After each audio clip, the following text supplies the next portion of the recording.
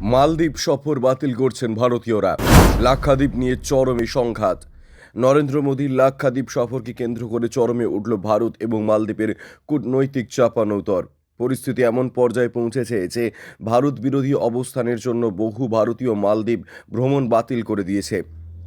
ইতিমধ্যে ভারত বিরোধী মন্তব্য এবং সামাজিক মাধ্যমে ভারতীয় প্রধানমন্ত্রী নরেন্দ্র মোদীকে অপমান করার জন্য নিজেদের 3 মন্ত্রীকে সাসপেন্ড করেছে মালদ্বীপ সরকার।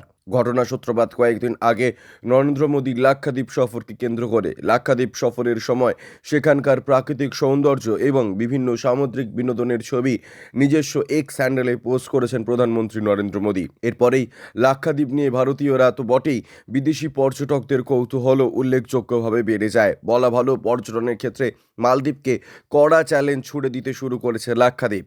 যেহেতু মালদ্বীপ এবং লাক্ষাদ্বীপের প্রাকৃতিক সৌন্দর্য অনেকটাই এক ধরনের, তাই বহু ভারতীয়ই মালদ্বীপের বদলে লাক্ষাদ্বীপ ঘুরতে যাওয়ার উৎসাহ দেখাতে শুরু করেন।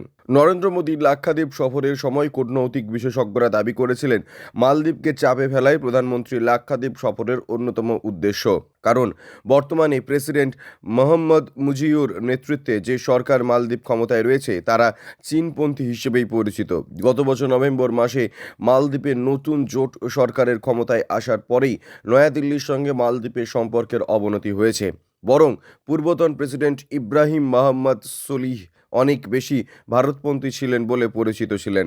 নরেন্দ্র মোদীর লাক্ষাদ্বীপ সফরের পর থেকেই সমাজ মাধ্যমে একের পর এক ভারত বিরোধী পোস্ট করতে শুরু করেন মালদ্বীপের কয়েকজন মন্ত্রী এবং সে দেশের শাসক দলের নেতারা। এমনকি সরাসরি প্রধানমন্ত্রী নরেন্দ্র মোদীকে অপমান করে পোস্ট করা হয় বলে অভিযোগ।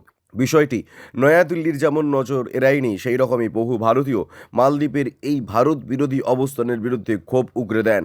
সমাজ মাধ্যমে অনেকেই প্রমাণসহ জানিয়ে দেন তারা মালদ্বীপ সফর বাতিল করেছেন।